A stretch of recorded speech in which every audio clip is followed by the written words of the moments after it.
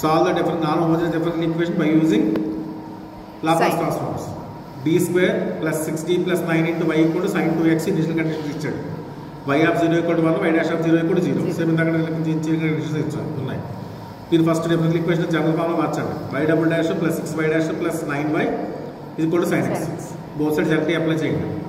అంటే L of y double dash same formula. p square into L of y minus p into L of 0 plus y dash of minus y dash of 0.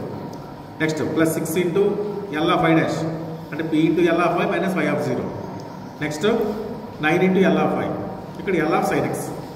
ఇప్పుడు first p square terms common తీస్తాం. L of y terms common తీస్తే p square plus 6p plus 9 వచ్చింది. Depend on terms minus p minus 6 వచ్చింది. మనకి L of sin x formula ఏంటి?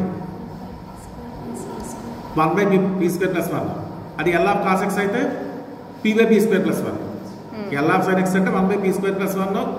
L of cos x అయితే p/p square plus 1. sin x కాబట్టి ఇక్కడ 1/p square plus 1 రాస్తాం. ఈ L of y dependent 2 terms ఆర్చ్ తీసుకెళ్ళిపోండి.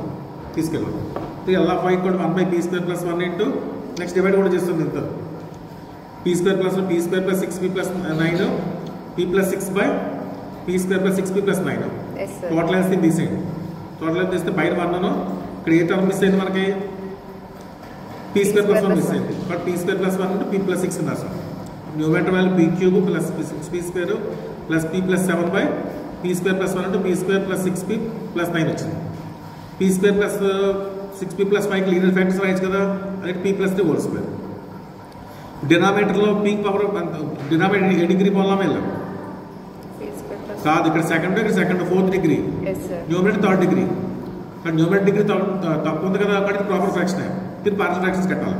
స్ప్లిట్టింగ్ p స్క్వేర్ ప్లస్ 1 దీన్ని స్ప్లిట్ చేయలేవు, అది ఎలా రాస్తాం? p plus 3 whole square split చేయొచ్చు. అలాగా p plus 3 into p plus 3 whole square. ఇప్పుడు p square plus 3 p square plus 1 direct factors డైరెక్ట్గా న్యూమరేటర్ ఫైండ్ అవుట్ చేయలేవు.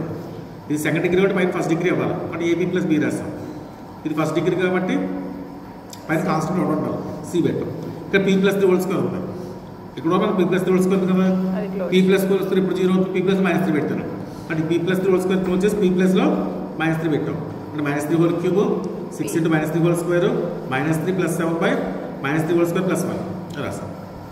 రాసుకుంటాం మనం ఫైల్ కదా, ab plus b by p square plus 1 c by p plus 3 plus 31/10 into p plus 3 whole square వచ్చింది. ఇప్పుడు మనం ఏం చేయాలంటే ఏబీసీ ఫైండ్ అవుట్ చేయాలి. దానికోసం బ్రాకెట్తో మీరు కట్టండి, లేకపోతే ఎగ్జాంపుల్ టైప్ చేసినా పర్లేదు. ఎల్సిఎం తీసేయండి మళ్ళీ ఇదంతా. ఇక్కడ ఎల్సిఎం తీస్తే ఎంత వచ్చింది? ab plus b into p plus 3 whole square c into p square plus 1 p plus 3 31/10 into p square plus 1. అర్థమైందా? ఇప్పుడు ఈ న్యూమరేటర్లు ఈక్వల్ చేయండి. న్యూమరేటర్ ఈక్వల్ చేస్తాం. ఈక్వల్ చేసిన ఫస్ట్ p క్యూబ్ కోషన్స్ తీసుకోండి. హైయెస్ట్ p క్యూబ్ కదా ఉంది. p క్యూబ్ కోషన్ ఎంత? ఇక్కడ 1. ఇక్కడ p క్యూబ్ కోషన్ ఎంత వస్తుంది? ఇక్కడ దీని హోల్ స్క్వేర్ ఎక్స్పాండ్ చేస్తే p స్క్వేర్ వచ్చింది కదా, p స్క్వేర్ ఇంటూ a అంటే a p క్యూబ్, అంటే p క్యూబ్ కోషన్ a వచ్చింది. ఇక్కడ p square into p cube అవుతుంది, ప్లస్ c కూడా వచ్చింది. ఇక్కడ p క్యూబ్ కోషన్స్ ఏ వచ్చాయి మనకి? 1 equal to a plus c వచ్చింది. నెక్స్ట్ p స్క్వేర్ కోషన్స్ తీసుకోండి. p స్క్వేర్ కోషన్ ఎంత? ఇక్కడ 6. ఇక్కడ p స్క్వేర్ అంటే ఏం కావాలి దీంట్లో? p స్క్వేర్ b రాయొచ్చు కదా, p స్క్వేర్ కాబట్టి b రాయొచ్చు. ఇంకా ఏపీ ఇంటూ 6p కూడా రాయొచ్చు, అది కూడా p స్క్వేర్ వస్తుంది కాబట్టి 6a ఒకటి వస్తుంది. నెక్స్ట్ ప్లస్ c ఒకటి వచ్చింది, అంతేనా? దీంట్లో సరిపోతుంది కదా, 31/10 వస్తుంది. అక్కడ రాస్తాం. ఇంకా నెక్స్ట్ p ప్లస్ 0 పెట్టండి.